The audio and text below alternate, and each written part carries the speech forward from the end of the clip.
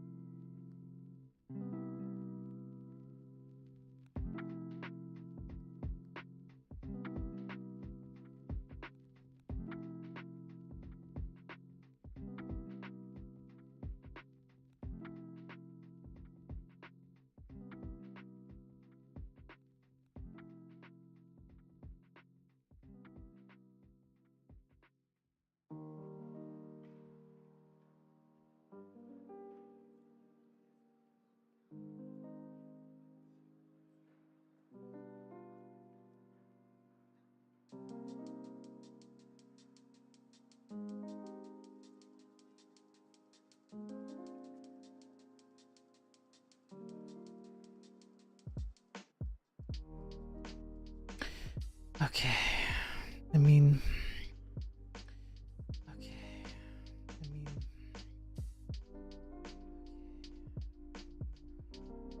technically I don't need a struct.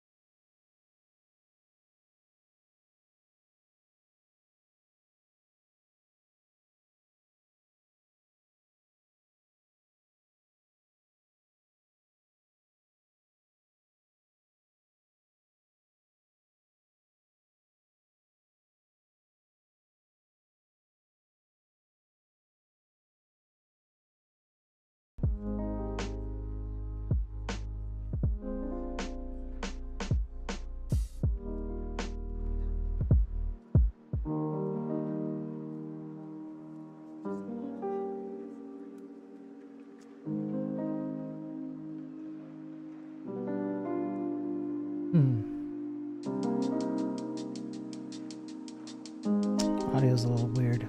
Sorry about that. Okay, yeah, so technically I don't need a struct.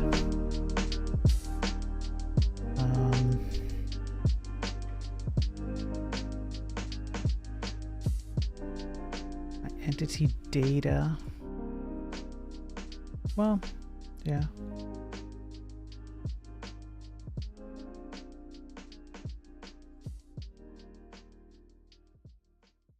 I just want to raise.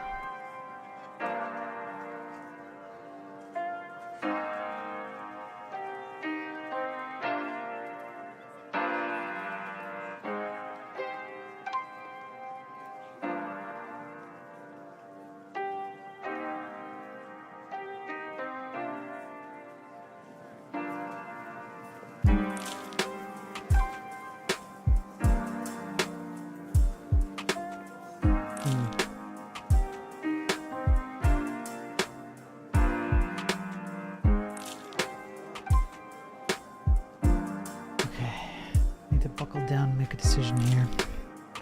I'm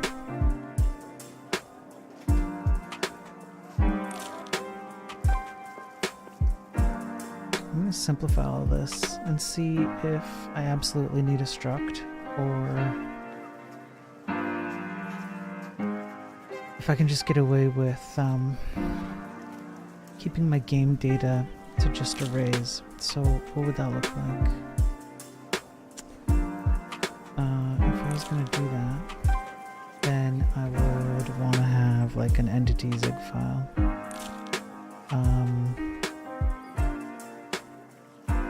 Let's say, yeah, it would be an imported, okay, const entity. Let's call it,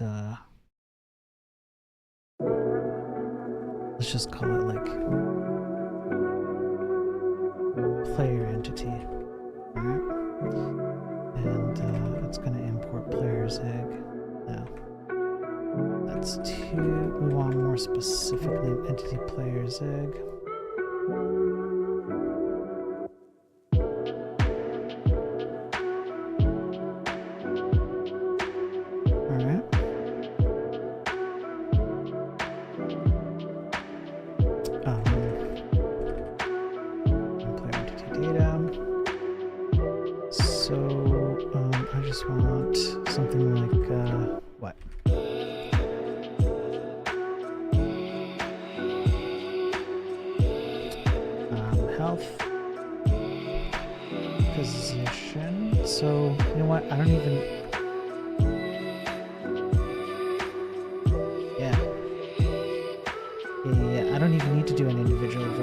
I just want an array of data to keep this as simple as possible. No Copilot. No Copilot. Holy crap, Copilot. Wow. Anyways, I'm going to ignore that. all I really want is something like, let's say,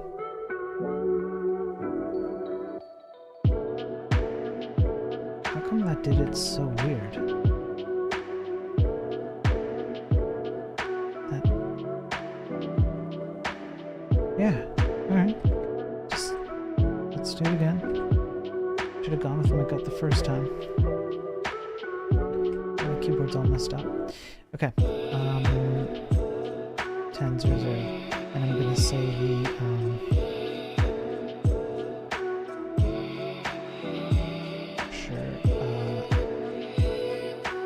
legend.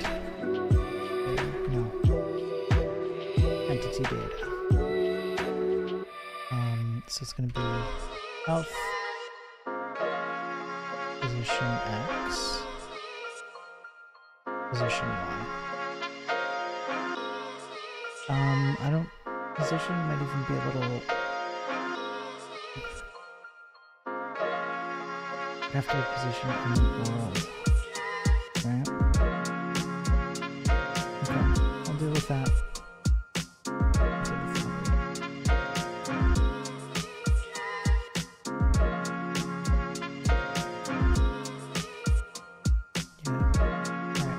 Deal with that later. So, player entity.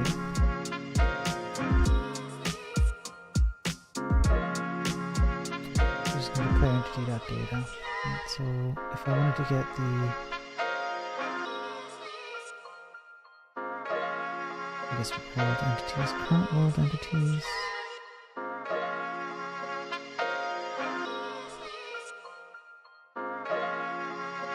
In some cases, world entities are going to be loaded as part of the world. In other cases, they're just going to be loaded as part of the current state.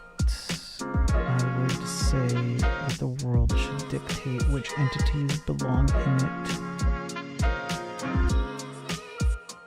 Like which entities are allowed. Okay, for the time being, that's something we can deal with later. So we're going to go,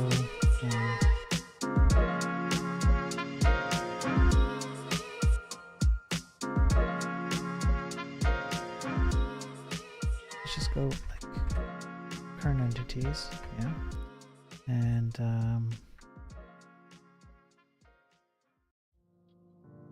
it's entities. Let's see.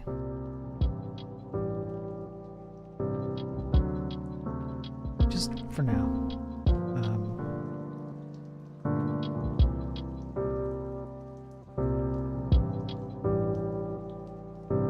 Be one of 3,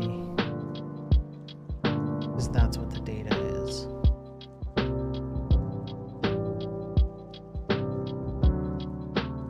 Okay, so that's one way to do it. The other way to do it would be to have a pointer to it.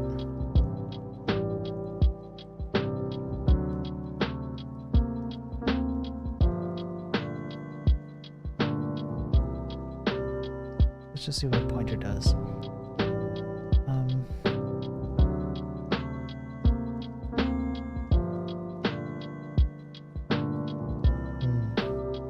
Right. We want to have a pointer to like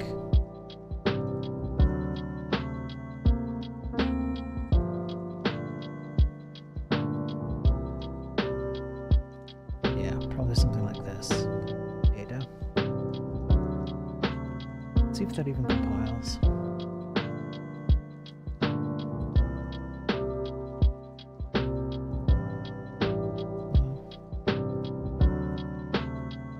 No, of course not. Of course not. I didn't actually create an array here.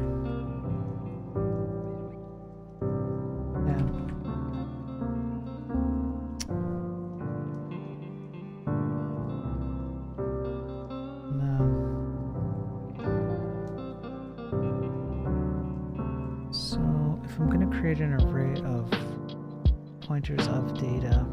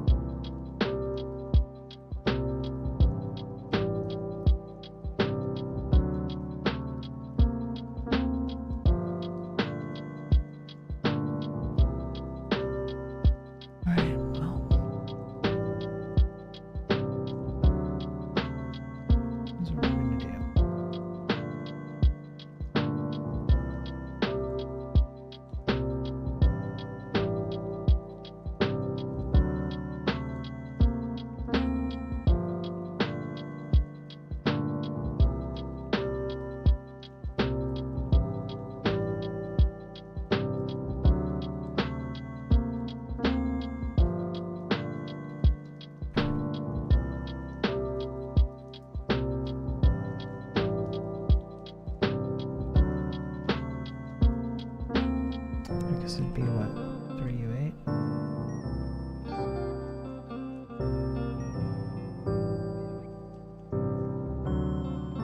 I guess it would be, what you're pointing to. Let's see what it comes up with here.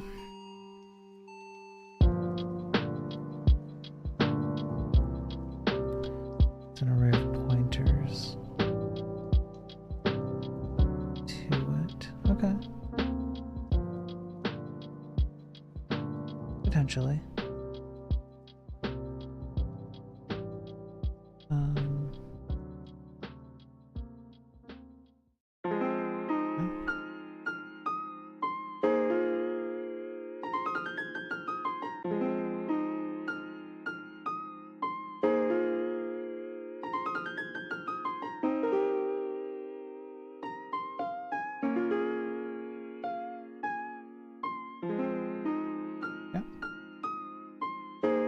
So that seems to have worked. So then what I can do is something along the lines of export a function, which would be get entity health, and your entity index would have to be which entity you're referring to. Since health is the first, yeah. I'm pretty sure that this works. Type U size. Don't type. Oh. Wow, sometimes.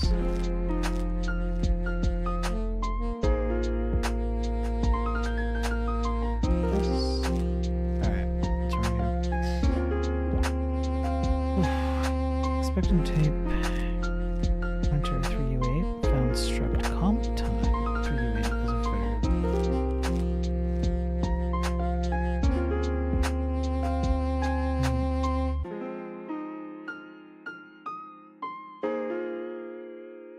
So, what if I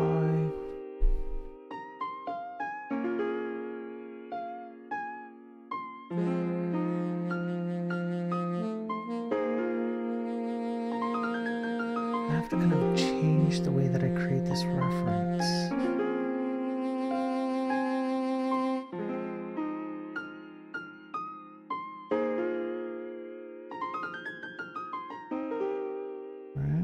Right. What if I just do like 1 and then like pointer 2?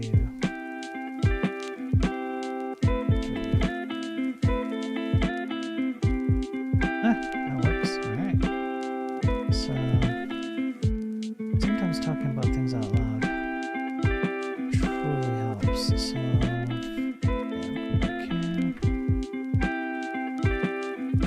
get entity health, right? So we need to declare that. I don't think I have anything like that. So get entity health.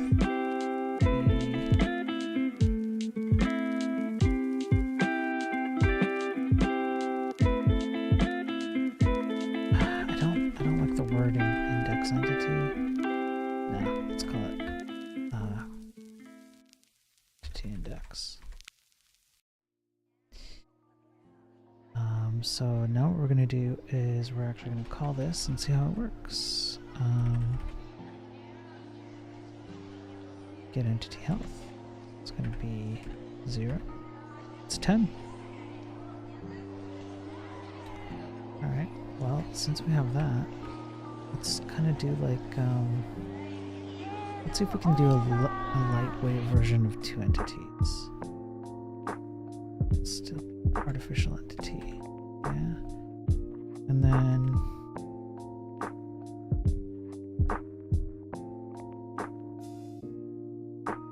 second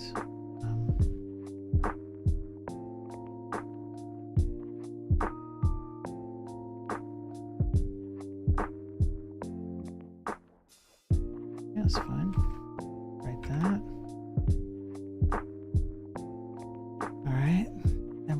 change this to 2. Yep.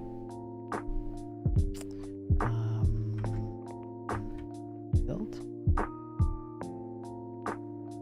Entity artificial. Oh, did I name it wrong? Entity player, entity artificial. I did. I named it wrong. I think I can just do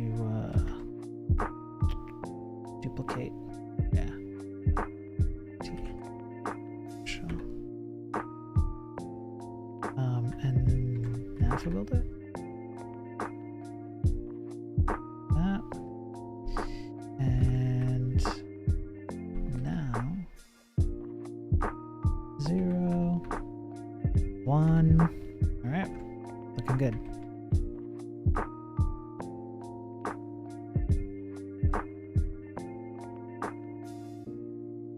Now what we can do is something like get entity position.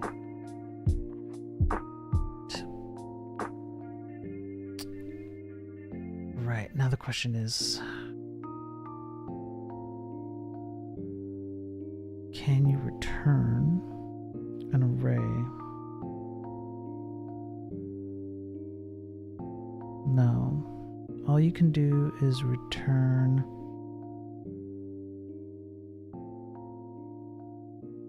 pointer to the block. So I actually wonder if this is the best way to do it, to be honest with you.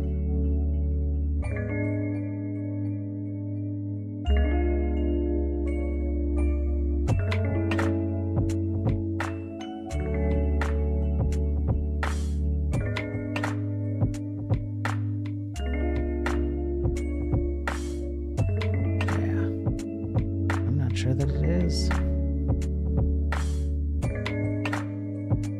I think it might be better, instead of doing individual calls to individual pieces of entity data, just provide the block of memory for that data, for that entity, because your rendering mechanism, like your game and like the engine that powers the game mechanism, will know how to structure the data, put it together so that it can be used within the game.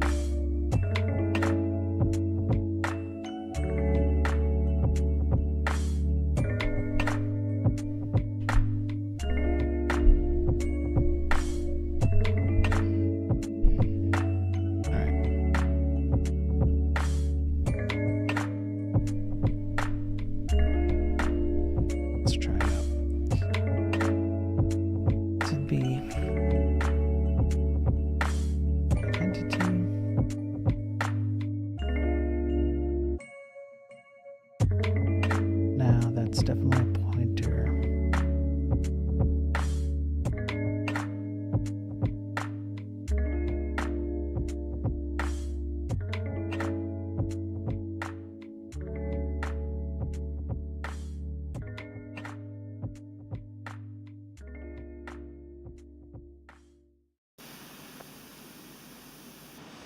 We want to point to the data, and then probably what we want to do is we want to return the length as well.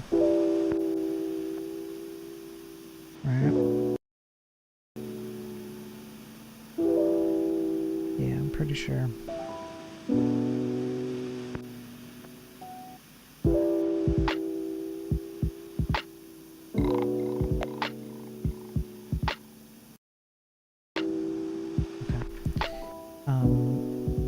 So no, it'd be entity index.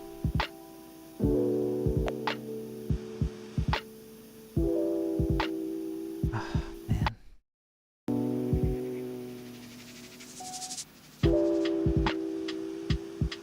Yep. Except that's the end. I don't even know if this is gonna.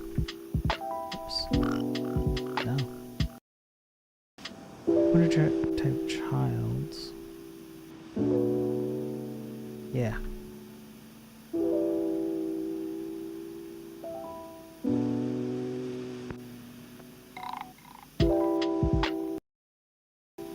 Alright. 3U8. Arrays are not allowed as a return type. So I guess what I'd have to do is return. It would be maybe. Yeah. Alright. That's good. Now if I go over to game.js and go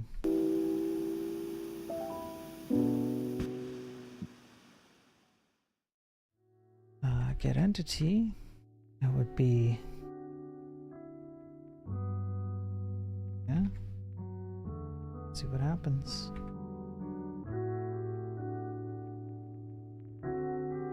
Zero, one, and then if I do something like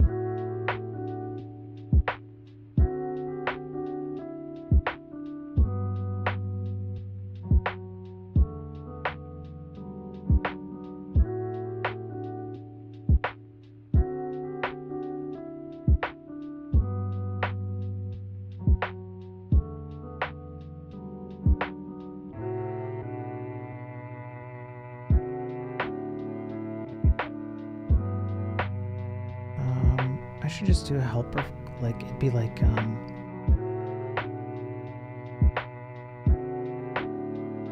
get I don't know, get from memory for now.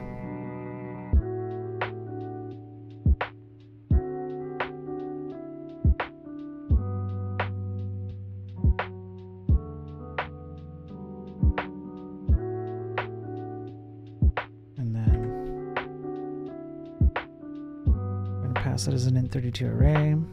It's going to go through the memory buffer. There's memory position, and then there's memory length. All right,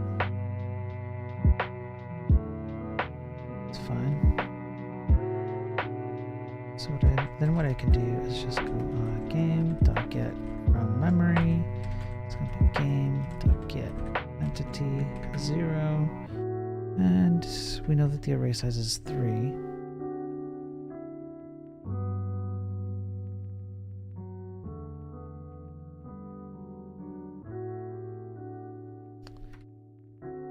So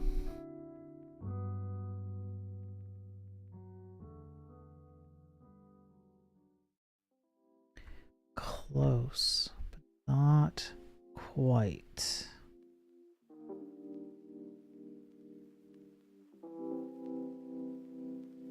No idea what the impact at. I think it just Zig just automatically determines. Yeah.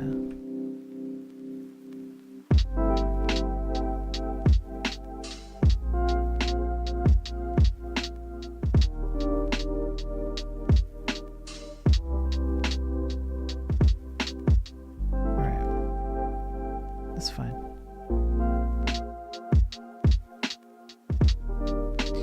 Now, if I go back to this,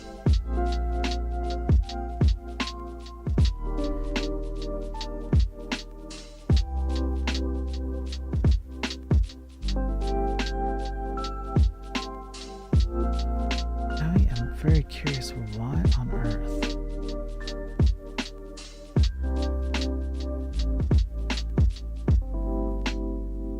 Starting off with a really weird position of memory.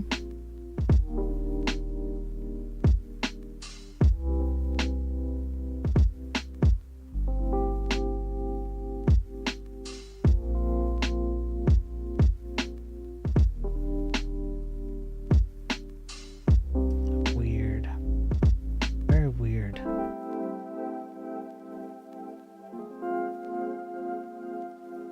Whereas if I run this guy, and then I go up to 5, so it'd be 3 plus 2. There's probably something going on with the way that I'm trying to access the memory pointer.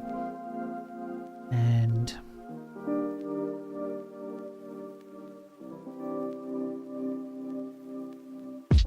yeah, I bet something's going on.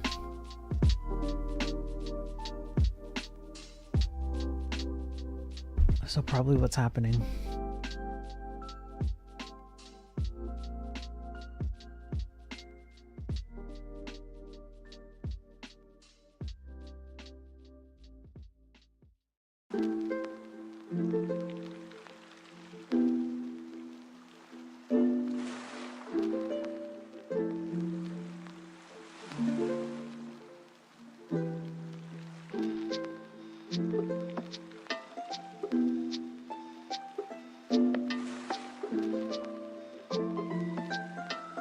Anyway,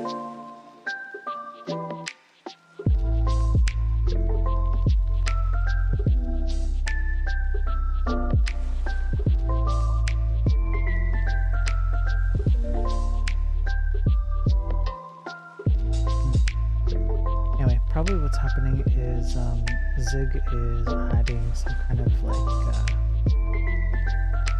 extra data to my reference pointer.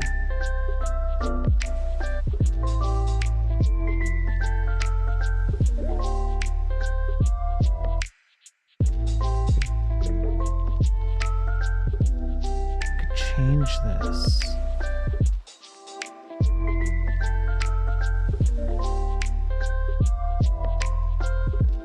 I'm not sure if this would work.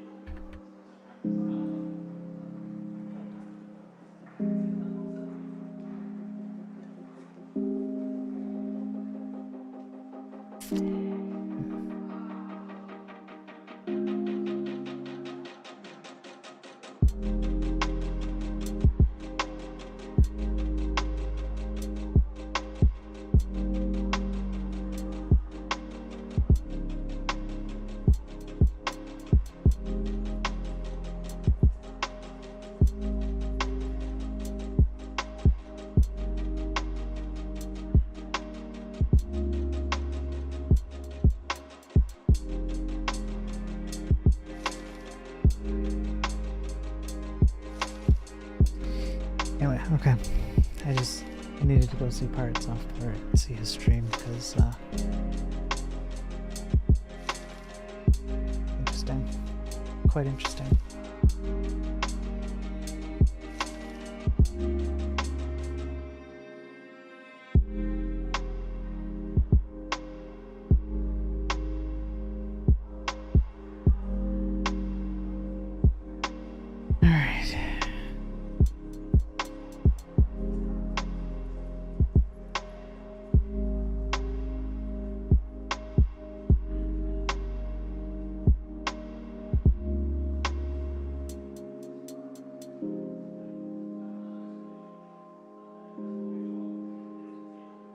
I need to look at the memory types. Uint, ADA, IC. It's lowercase. Right again. Okay. Perfect. Okay. So I think that's my problem.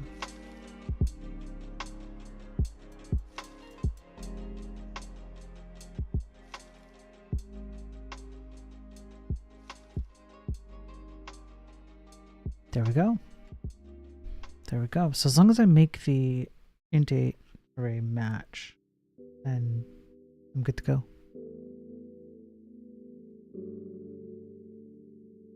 Okay.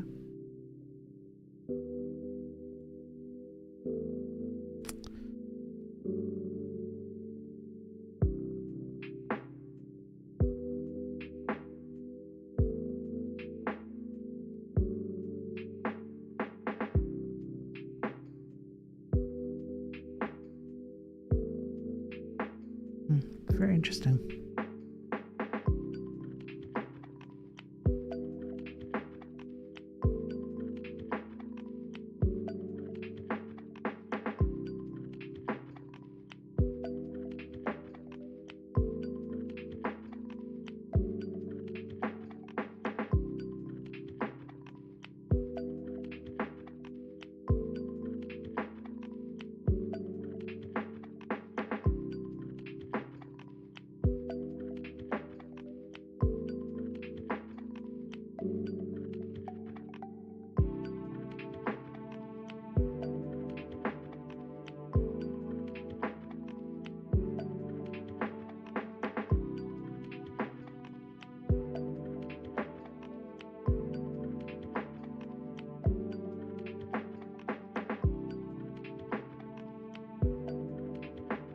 so as long as I match the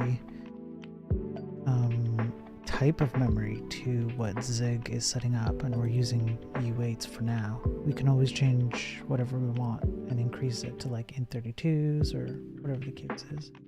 And we're good to go. And we know that the size is 3 and we can always update the size.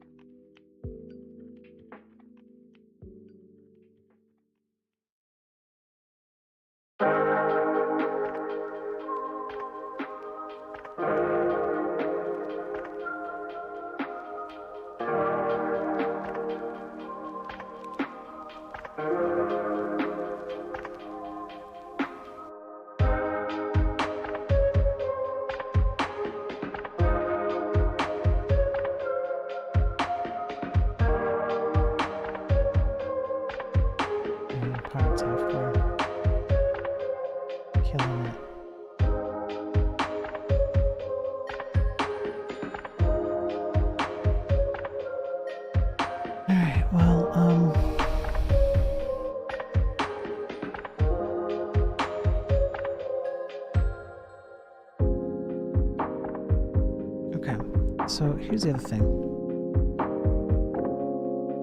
Just as like a nice thing to have.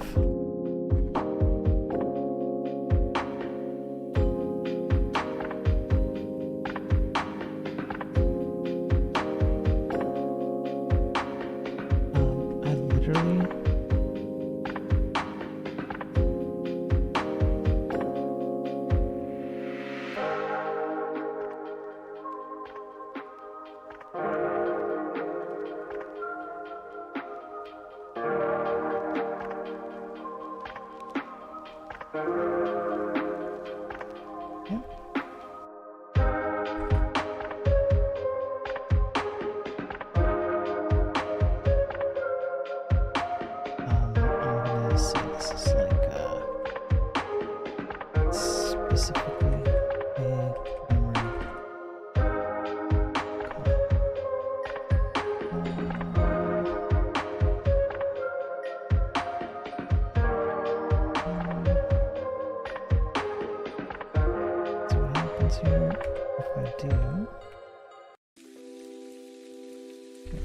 entity.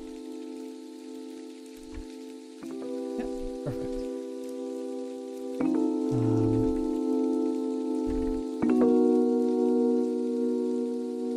So I could write a wrapper for this.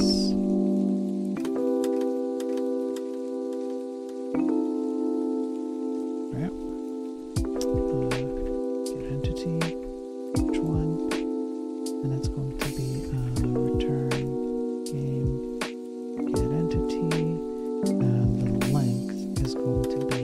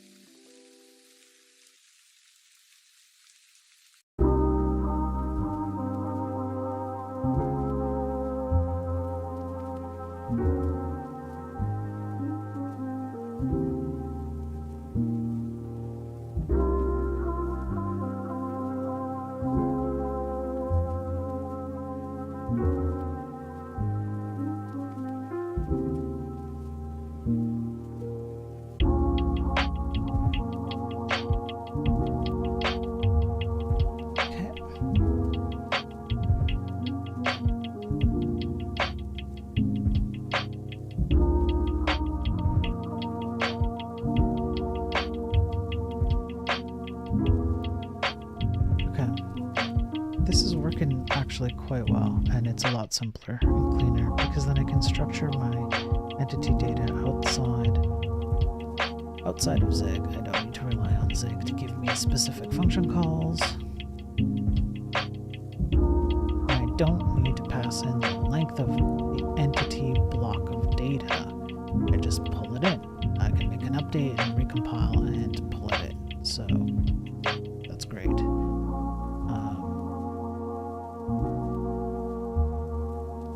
Yeah, and I can adapt the entity length because I could pass in a specific value and say the length is okay. Yeah, so I'm liking this already. I'm liking this. This is better. So the other thing I need to do now is move. Let's see if we can move. No, let's see if we can tackle health of an entity.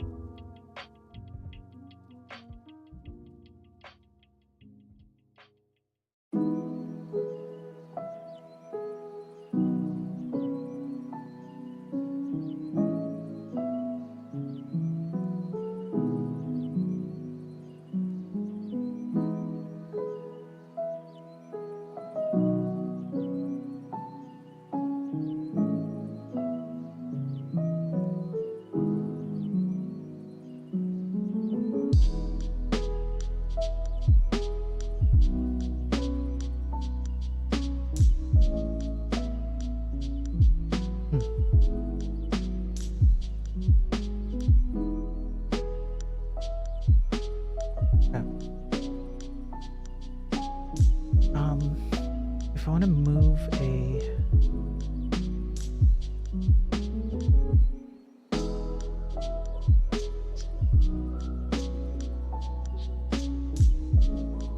move a variable around.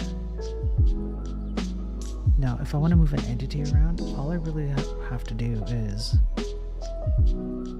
move an entity around. Choose my entity and then move it.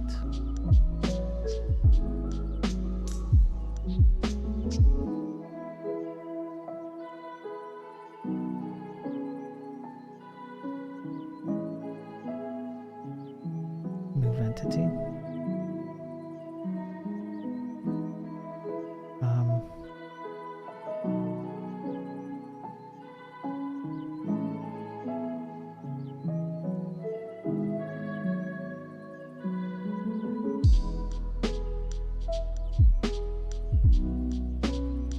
Okay, so a few things I could do. I can either manually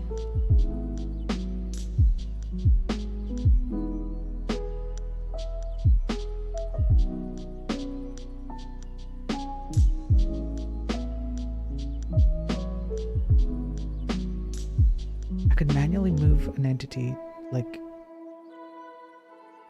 just force. It's like forced, if I want to.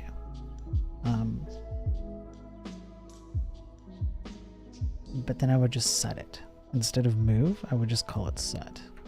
So let me just say, like, set entity position, whatever it is. And I'd be, yeah, perfect. Perfect. Okay. Move entity, and then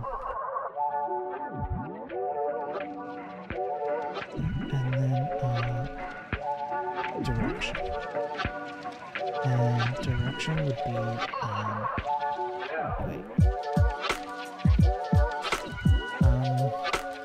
Copilot.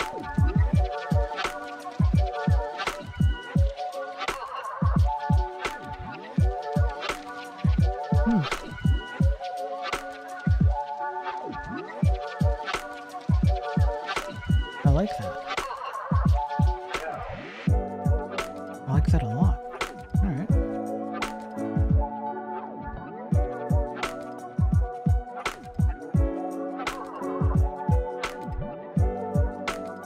I'm gonna start, like,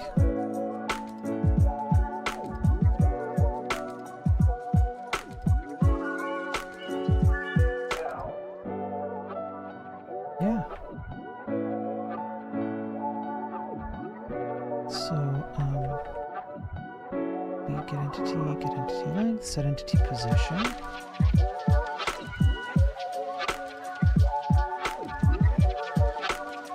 Yeah. Move entity.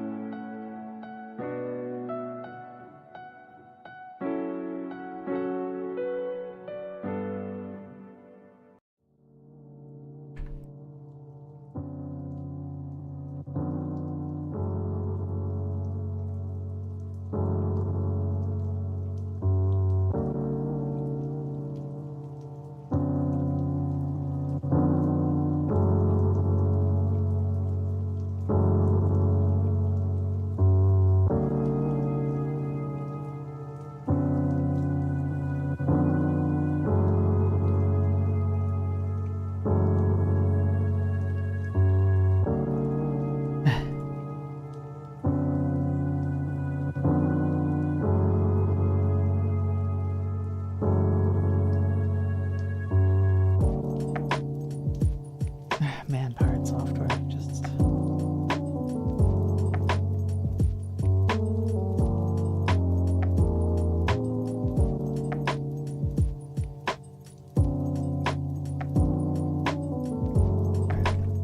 So, let's refresh.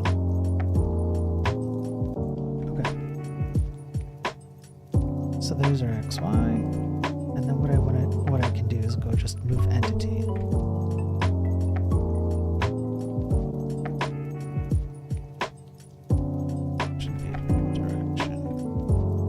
Direction.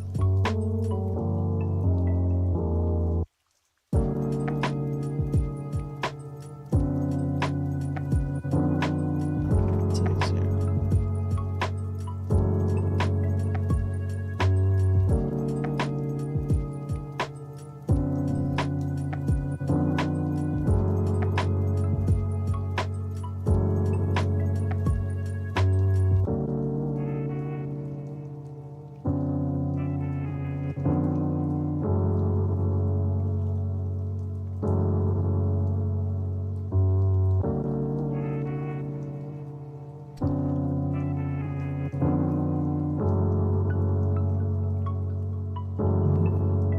Entity and U8 0 1 2 3. So what am I? I'm not sure.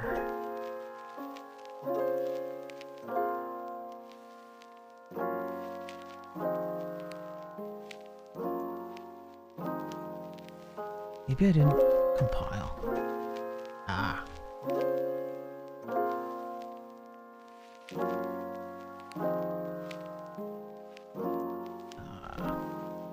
So,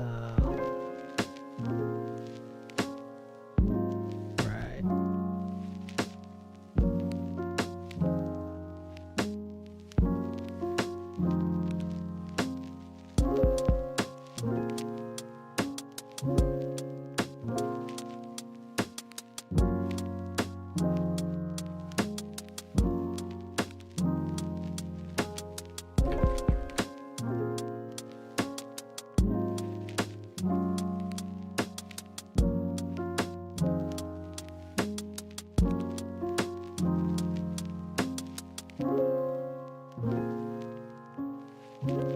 I see case. Got it. So it's too terse.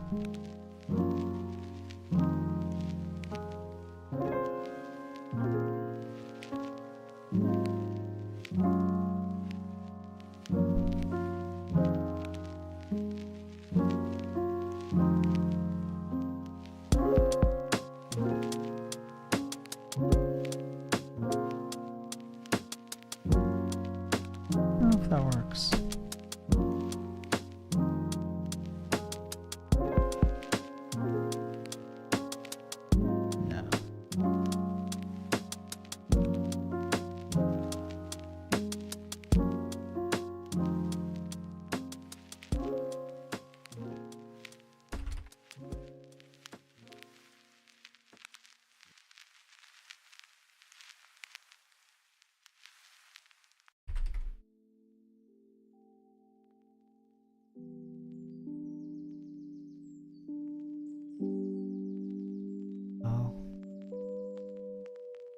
Maybe.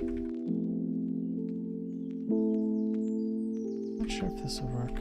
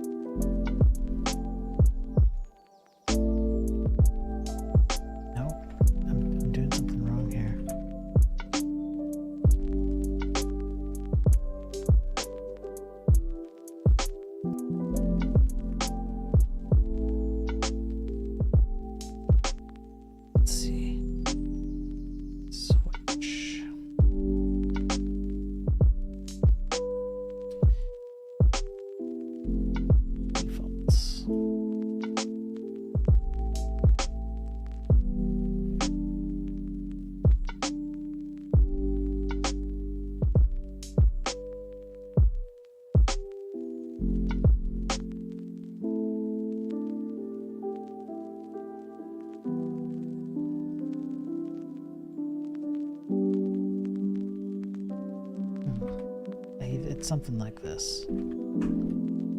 Like, there we go. That's what I needed. Okay, so the whole point was to switch through it, and I just needed to read the Zig documents to get the right stuff.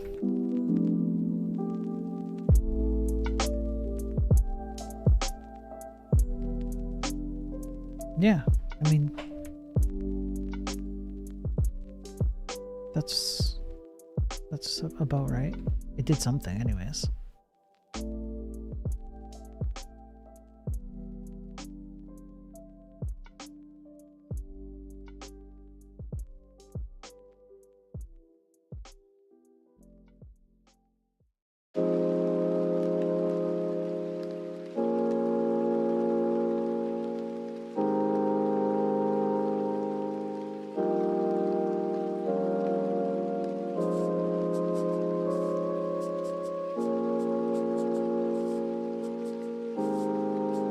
So 0.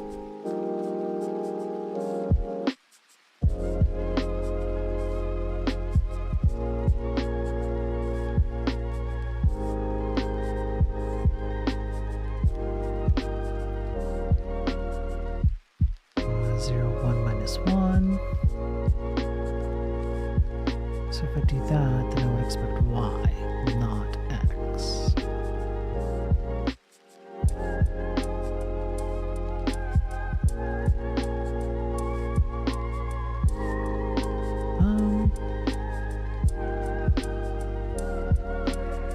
What I should do?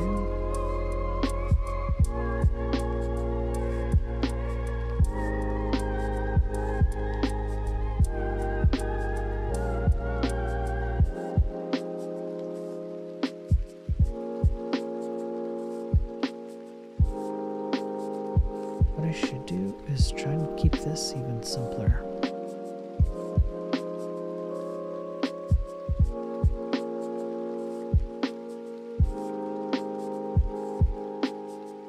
For entities 1. Let's just see what happens.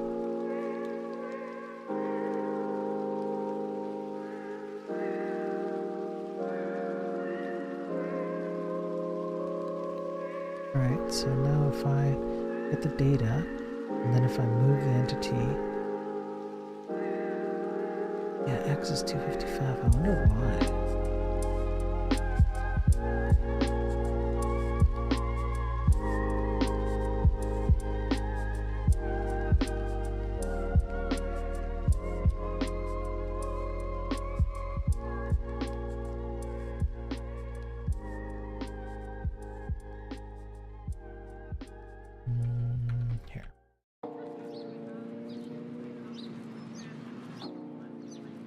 let's do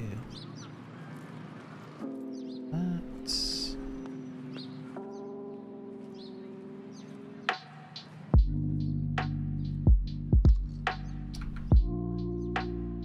Okay, then we'll do build. And that's obviously wrong.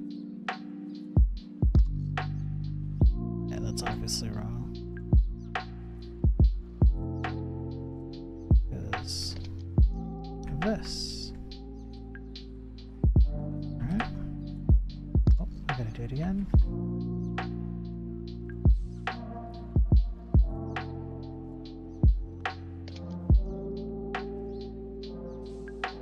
Interesting.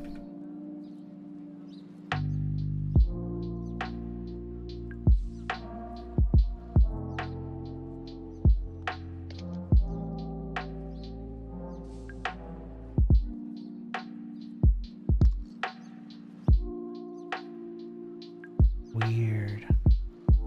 Oh. It's working just fine. It's that it's less than 2. Ah, I see. Alright, so we just have to do like a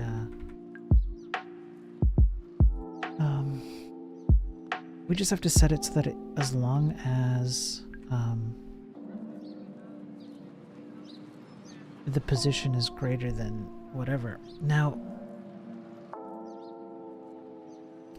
I think UA is quickly going to run into a problem.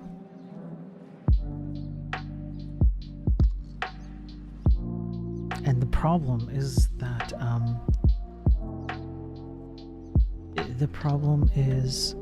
UA is going to max out at like 255 in terms of position, I'm pretty sure. So I'm just curious if I do like, oh no, I gotta compile it again.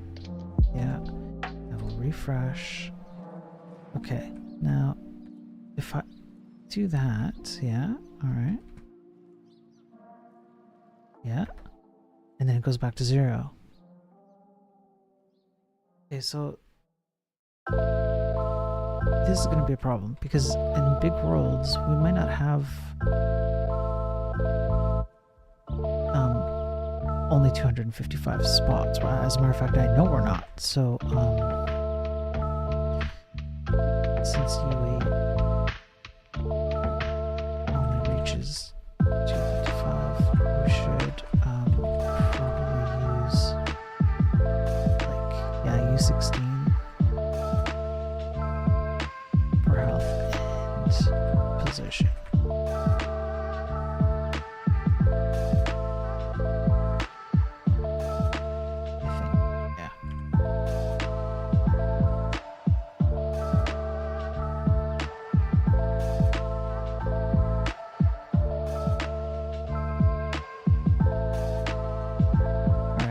So I'm gonna have to update that from U8 to U16 or something like that.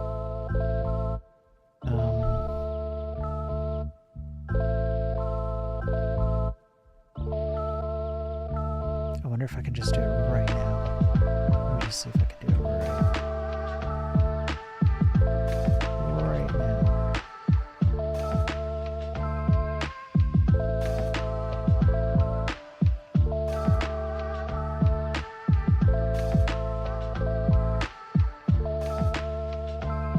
UA is still fine for that.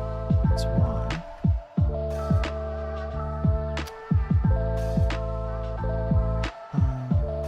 Does XY? Yeah, I should do 16. Actually, you know what?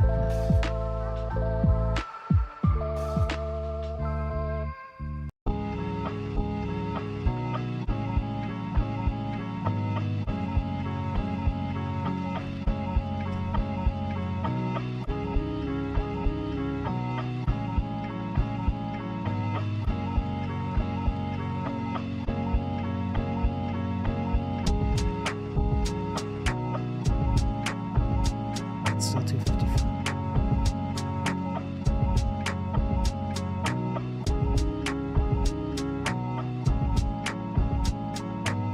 So if I move this to, instead of UA I did event 60?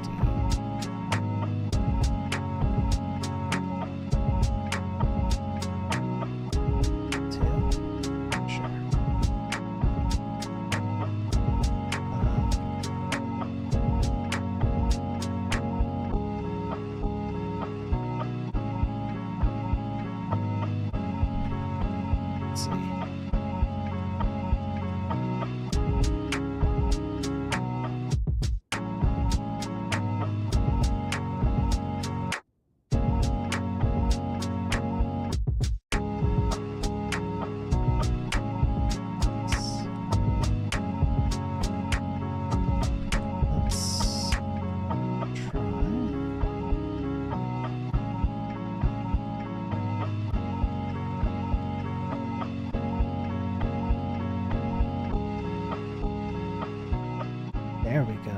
Look at that.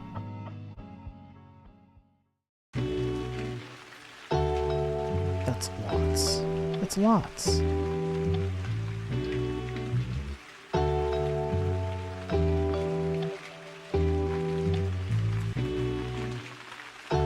Hey, BKR. How's it going, BKR?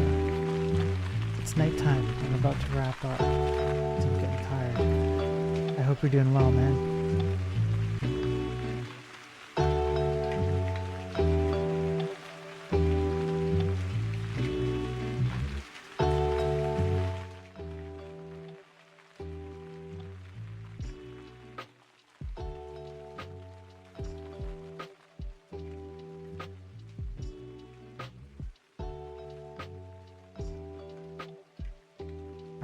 So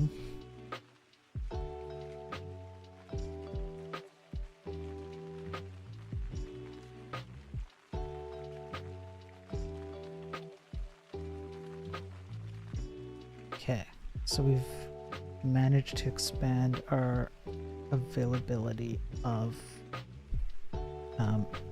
coordinates, which is good. Not limited to 255. Which means I should also update this to U16. Alright, so that's looking pretty good so far.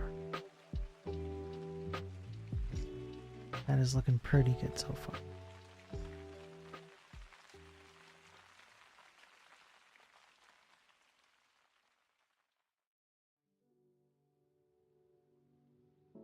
I'm gonna have to expand. I'm gonna have to expand move entity, because move entity is I'm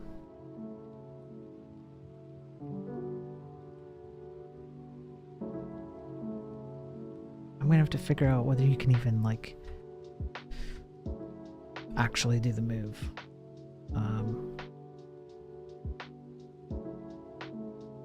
Can you even move the entity? Any collisions? Or blockers? I guess that's kind of it for now.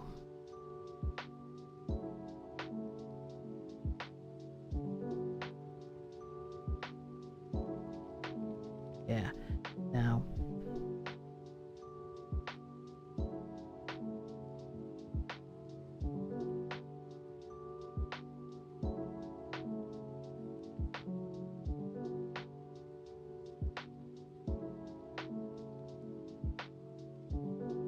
so, okay, so that's good. It's, I guess my issue here is, do I need to update the world data?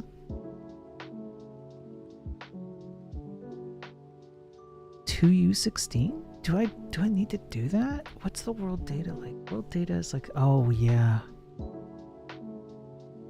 Yeah, I'm gonna have to update this to U16, aren't I? I totally am.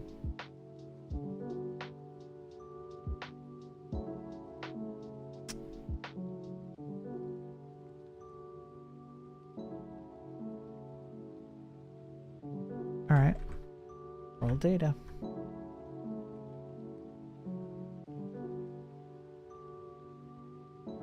World data. layers shouldn't exceed more than two. I mean, if I'm doing 255 layers or more, that's going to be like absolutely insane.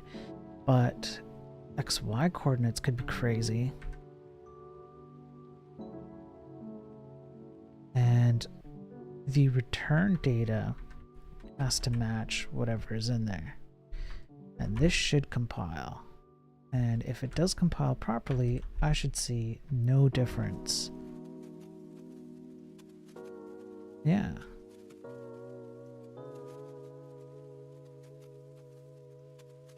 Wait.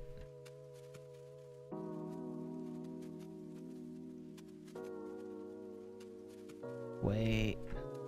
What am I doing wrong? Get current. Yeah. Yeah, this. Right. And then,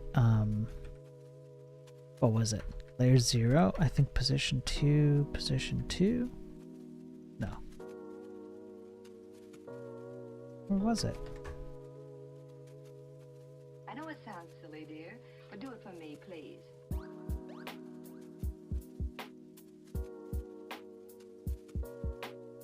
No, it's layer 3.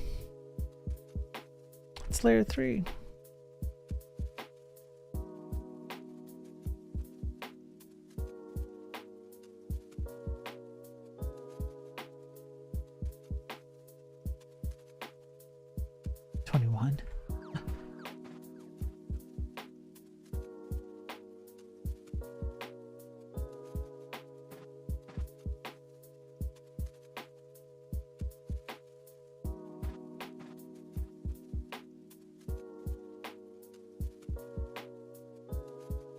Interesting.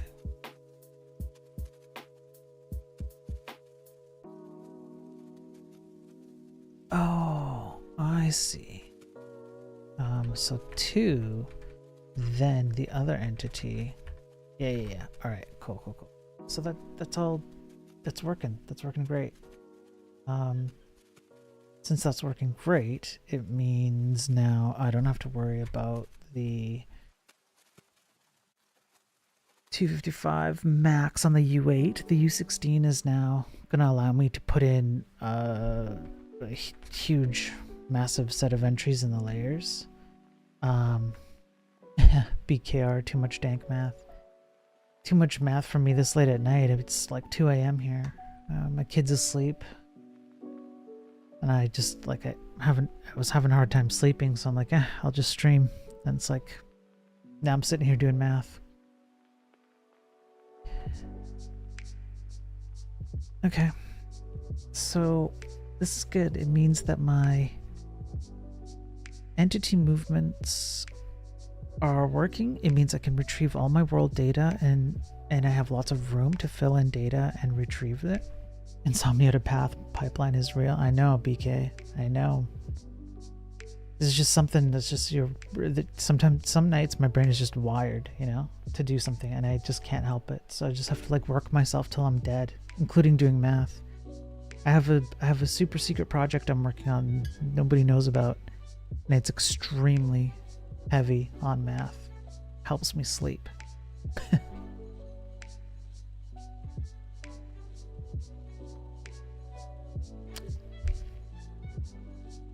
All right, so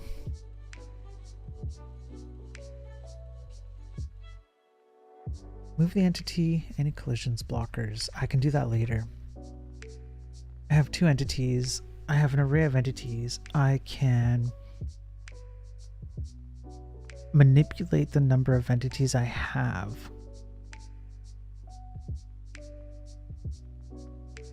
Based on the world.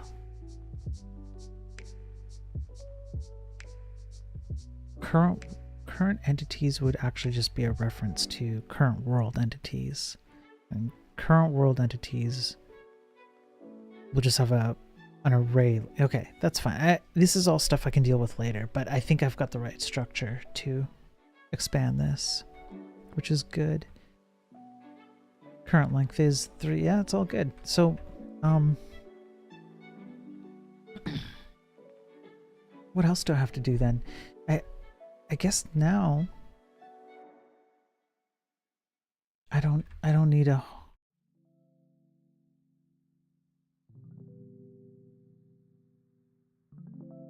Yeah, so now I don't need any of this entity stuff. I don't need this world data stuff. I don't need any of my JSON stuff anymore. I can get rid of my JSON. Holy crap. This is going to simplify this a lot. And then my handcuffing any of my front-end renderers, if I do this, I mean a little bit, but that's kind of the point, is I'm doing this in hard mode.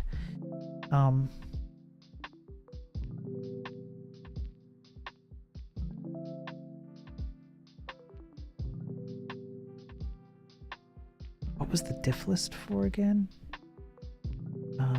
Oh, the diff list is because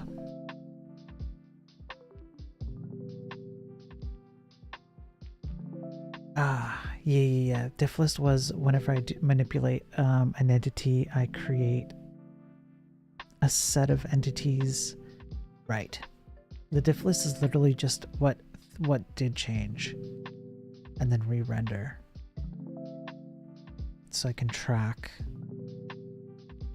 It's like a React virtual DOM for Zig, but yeah. Okay.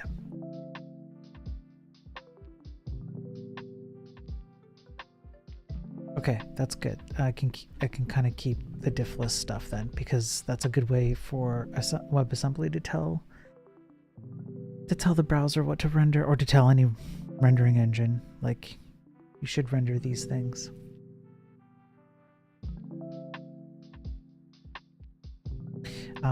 Now there's so much that I don't need anymore. I can do attacks with intended position. Yeah, I can do attacks, and world size. So I don't need to worry about world size anymore, because it's part of my world data. I can just pull the world data. Okay.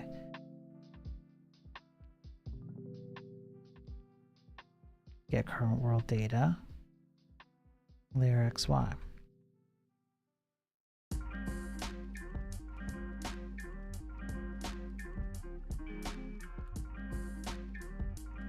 Do I need to...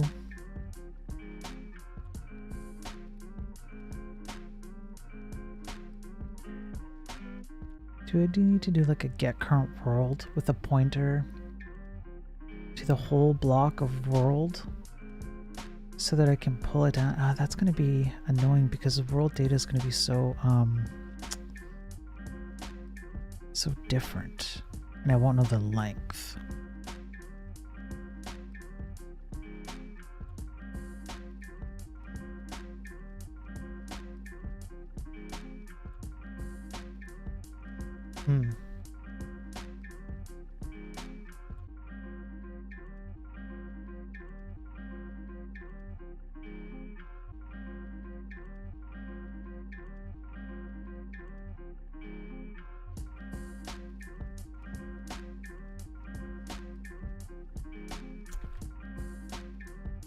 Okay, let's see here. Just a sec, I gotta check something.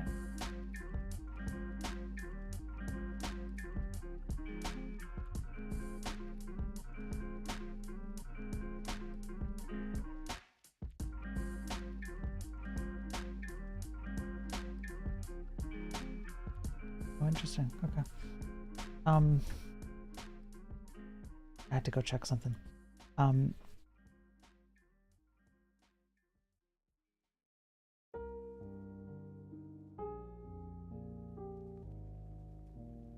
My issue is how I'm going to get my world data with like as a width, height, size.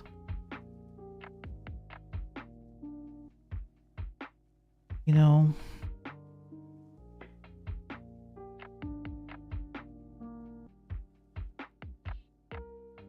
I don't think I should depend. I think I figured it out. So I could figure out my world data width and height, so I know how much to render, how many grids to render. by pulling the array of any layer and counting the rows and columns. The problem with that is that I want to be doing, I want to be compressing the data.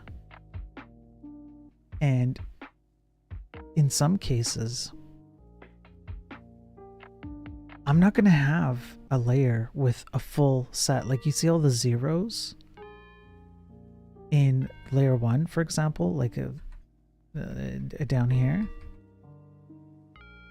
I might just do like a 0, you know, just as the first array element here.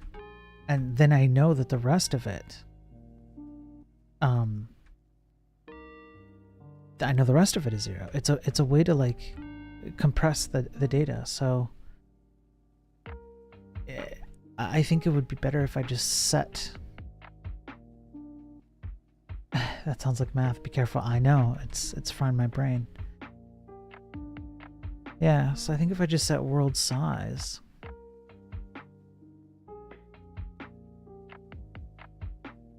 and I actually don't even need world. I mean, the naming convention of that variable is a little redundant. This is a world. I don't need to name everything world. That just...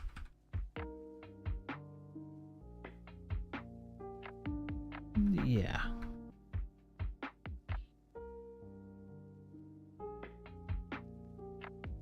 Yeah, let's not use redundant naming. This data is a world, like by default. Nothing else will go in here. Maybe a little bit, but like not really. So build it. Let's just make sure that I haven't broken anything. Yeah. Yeah. Looks good. Looking good, looking good. All right, so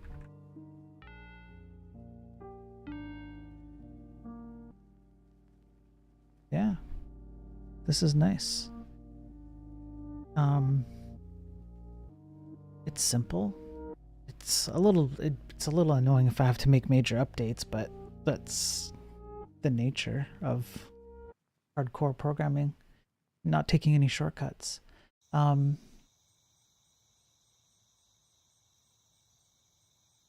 And this sets very definitive memory standards, because I'm not trying to do any like dynamic inference of array data. I'm being very specific about the data that I have. So when I compile it, it's a very, very compact. There's no room here for memory to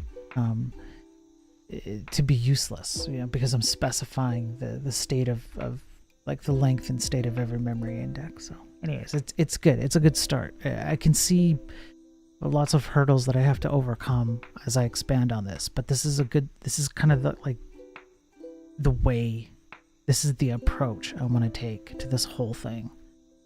And then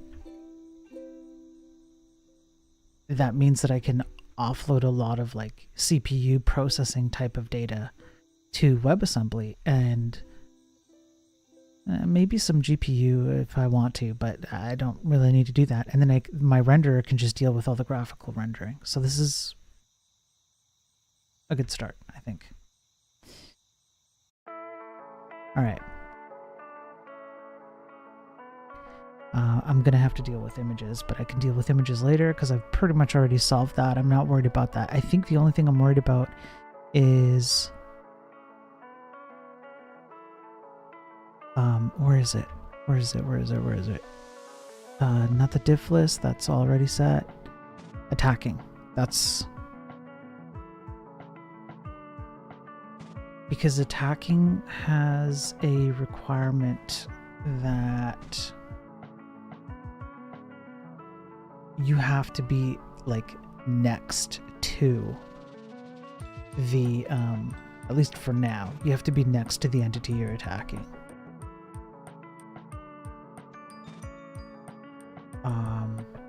So maybe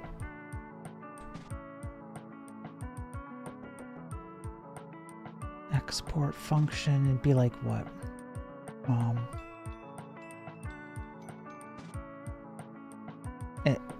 Entity attack entity, I guess.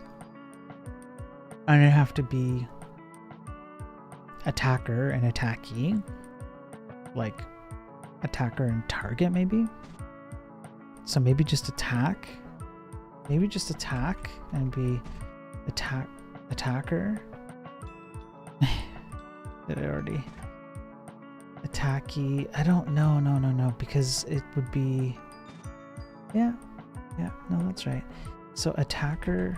Let's be even better with our naming. Attacker entity index. Yeah. Attackee entity index. Yeah.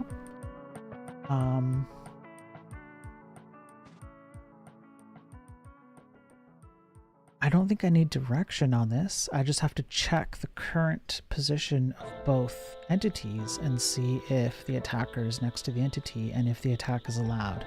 So, check that the attacker is, yeah, like in range, or you know what? Just next to the attackee. And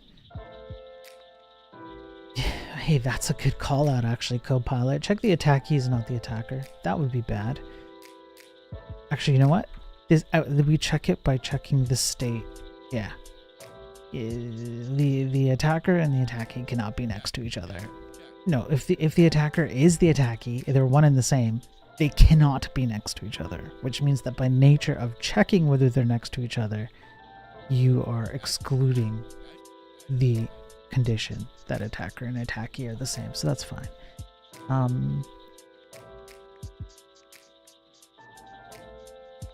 What else could I check in here? Can you even attack? Yes, fine. For now, I think I can keep it simple. I don't need to do anything fancy. I'll just do something like to do make sure attackee health cannot go below 0. Thank you, Copilot. Okay.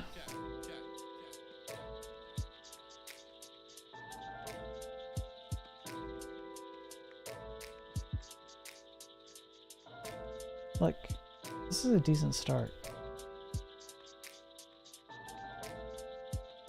And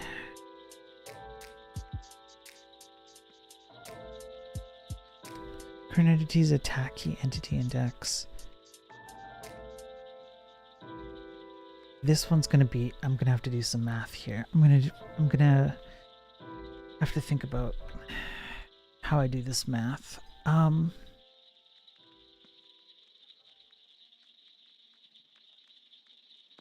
The math would be something along the lines of, given the current position of attacker,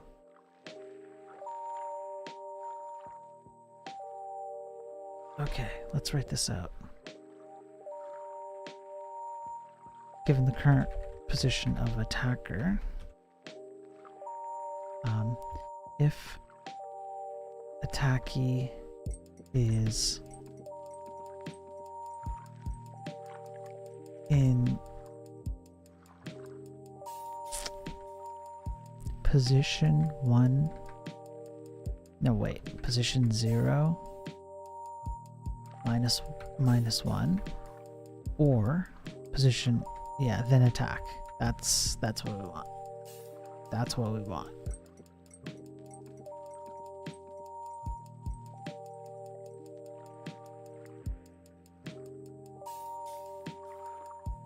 Okay. You care. Gotta hop on work VPN to test something. It's breaking prod on Saturday morning time. I'll DM you later. Yeah, DM me later. I'll probably be up late tonight, BK, again, so probably, as long as the kid is okay, because she's been sick, so I don't know how today's gonna go. But yeah, reach out to me, BK. You know how to DM me. We'll talk.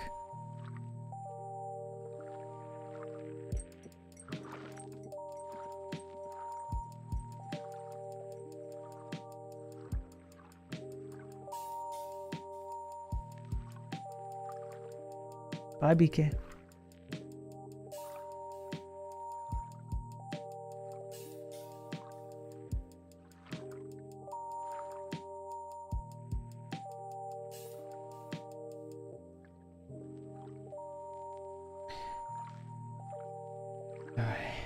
if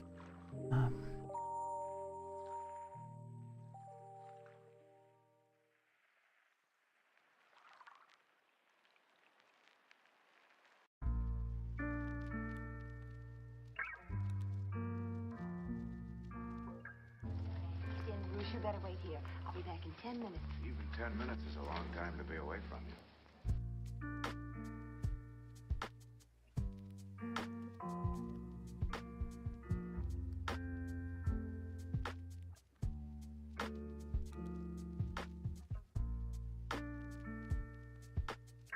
this is what we want.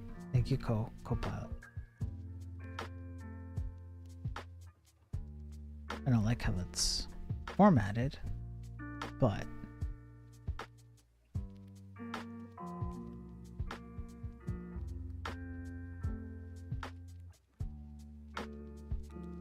to do.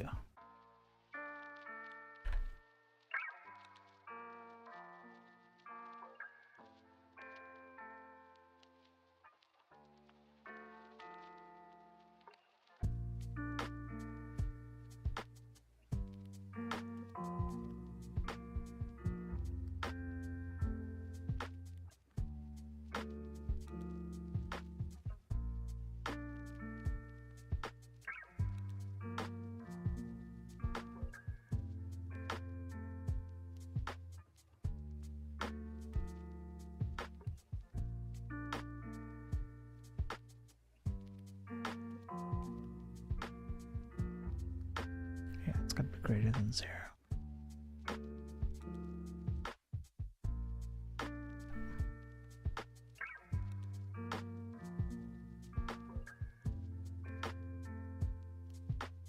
Did a lot of redundant code. I will have to clean this up later, but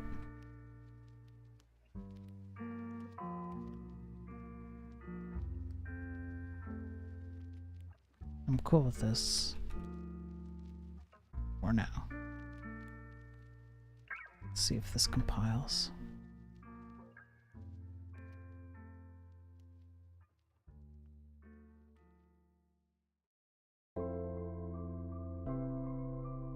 Too long.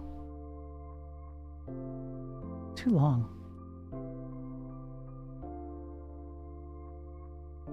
This stuff, so I don't like how long it, and I mean, okay. So first of all, is Zig complaining that I've got like white space issues?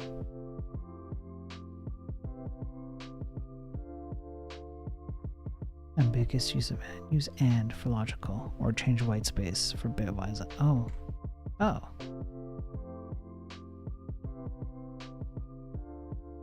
Let's just see what. I didn't know this was a thing. Yeah.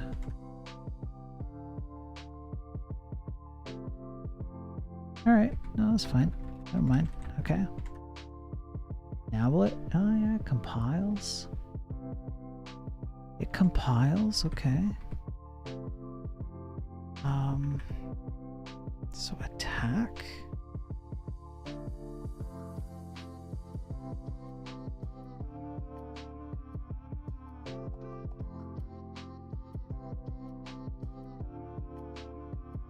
Sure. Oh, defender.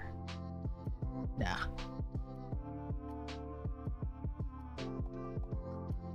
I like the word defender, but I'm gonna stick to attacky.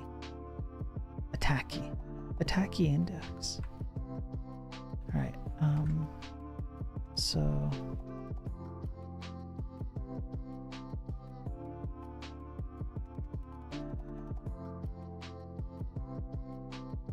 zero attacks 1.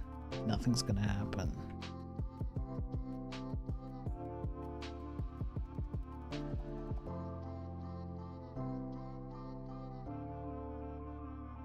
Oof. Not what I wanted to do.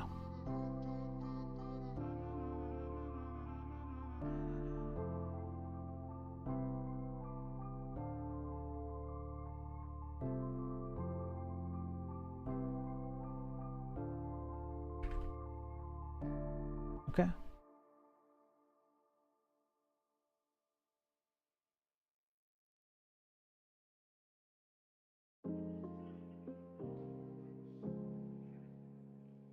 That's fine.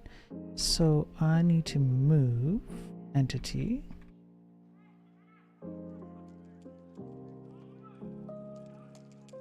Oh.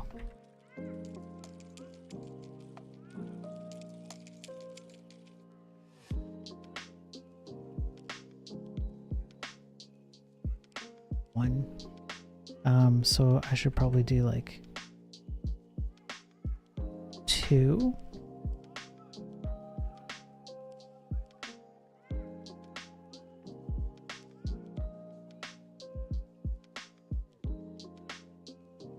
Oof.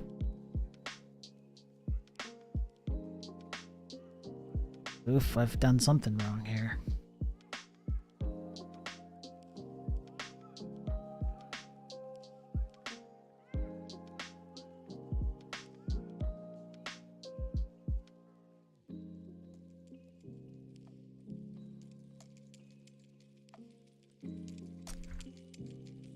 Yeah, I've done something wrong. What have I done wrong? Oh.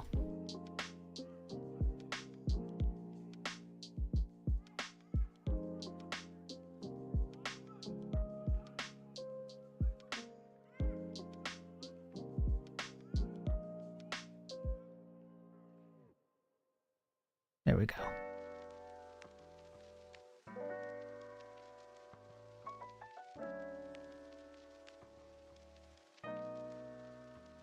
There we go. Yep, moved over to that. Right now, if you're at 2-1, can you just do an attack?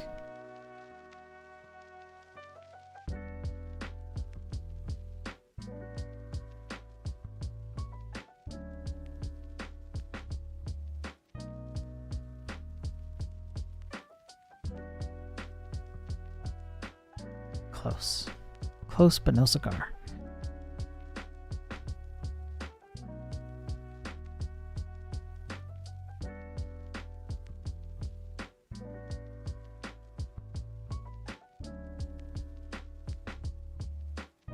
I think what I should do is start over.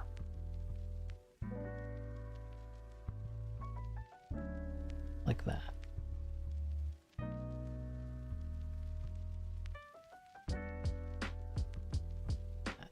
Yeah. And then what? 0 attacks 1. Yep. Yeah. Okay. So that should have worked. It's not working probably because I think my logic here is wrong. That's what I think is going on here.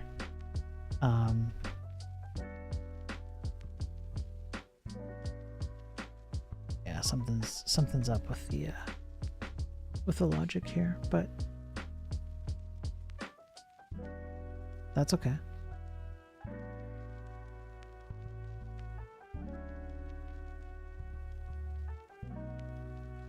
Yeah.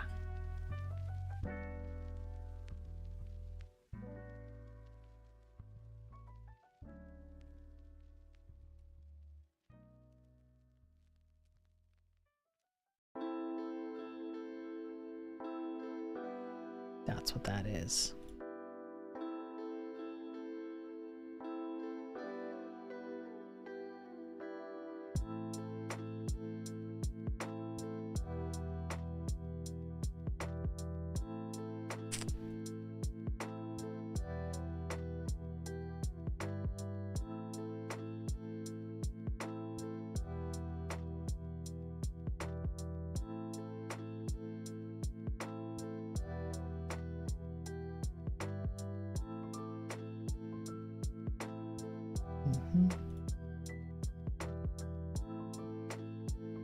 There we go.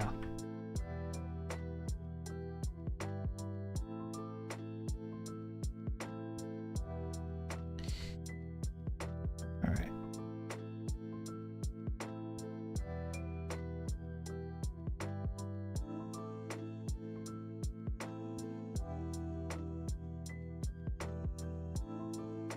Damn, so close.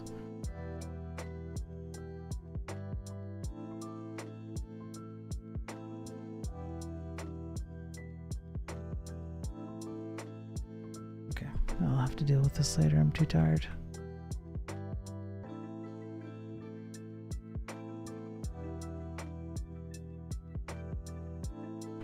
Alright.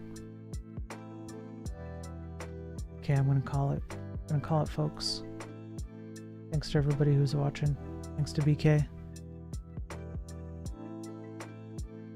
I appreciate it.